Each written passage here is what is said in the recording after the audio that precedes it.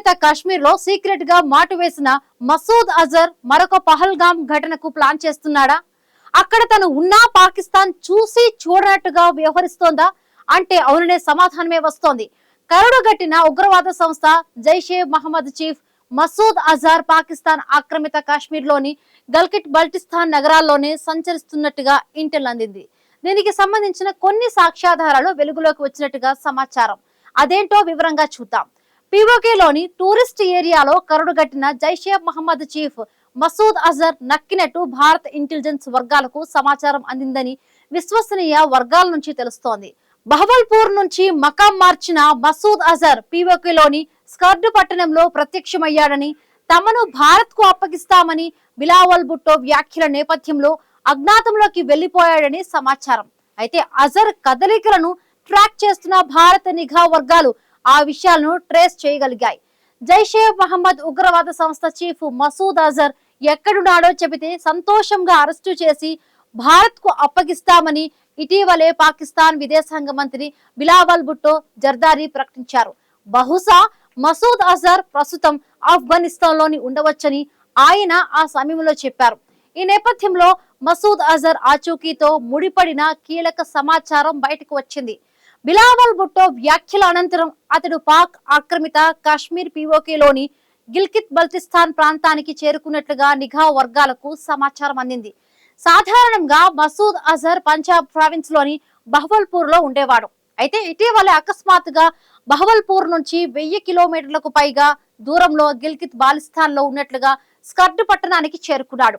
ఈ పట్టణంలోని సత్పారా రోడ్ ఏరియాలో మసూద్ అజర్ దాక్కున్నట్లు నిఘా వర్గాలు గుర్తించాయి. ఈ పట్టణంలోని సత్పారా రోడ్ ఏరియాలో 2 మసీదులు, వాటి అనుబంధ మదర్సాలు, పెద్ద సంఖ్యలో ప్రైవేటు ప్రభుత్వ గెస్ట్ హౌస్లు ఉన్నాయి.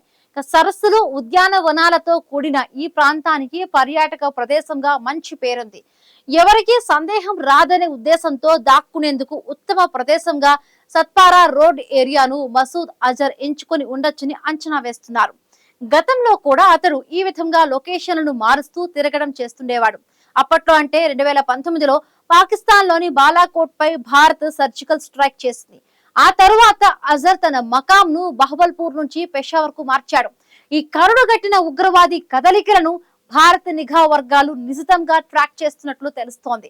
మరొక వైపు జైషే మహమ్మద్ ఉగ్రవాద సంస్థ సోషల్ మీడియా వేదికల్లో మసూద్ అజర్ పర్యటనలపై కావాలనే ఉద్దేశపూర్వకంగా తప్పుడు ప్రచారాన్ని పబ్లిష్ చేస్తున్నారు.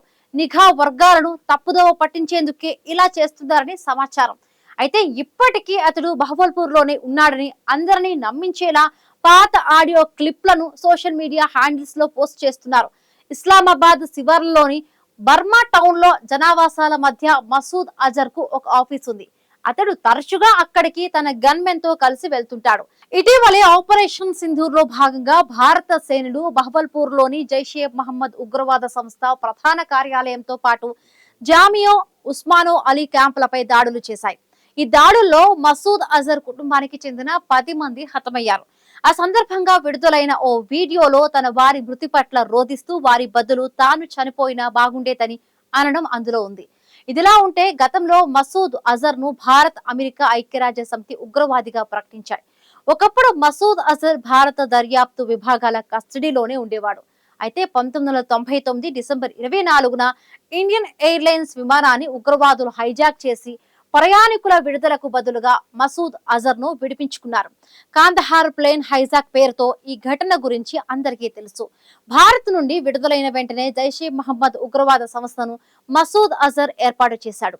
2001లో భారత పార్లమెంటుపై జరిగిన ఉగ్రదాడిలో మసూద్ అజర్ పాత్ర ఉంది. 2016లో భారత్ లోని పఠాన్ కోట్ వైమానిక స్థావరంపై జరిగిన ఉగ్రదాడికి సూత్రధారిగా వ్యవహరించడంతో పాటు 2019లో జమ్మూ కాశ్మీర్ లోని పుల్వామాలో ఆర్మీ కాన్వాయ్ పై జరిగిన ఉగ్రదాడికి కూడా మసూద్ అజర్ డైరెక్షన్ లోనే దాడి జరిగింది.